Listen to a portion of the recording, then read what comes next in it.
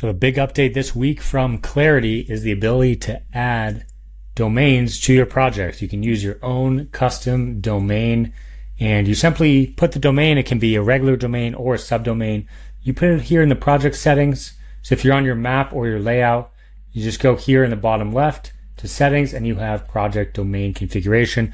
Put your domain there and update your DNS records to point to this address here. Now, if you don't know how to do that, you can probably Google or ask AI. If you get stuck, please reach out and we will be very happy to help to make sure your site gets set up.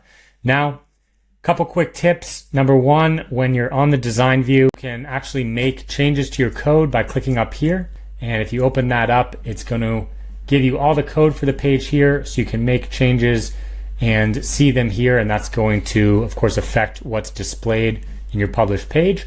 And the last big tip is, if you want to add links, go to your layout and add the links up here, and then those will show up in your design. Otherwise, you can, of course, add them manually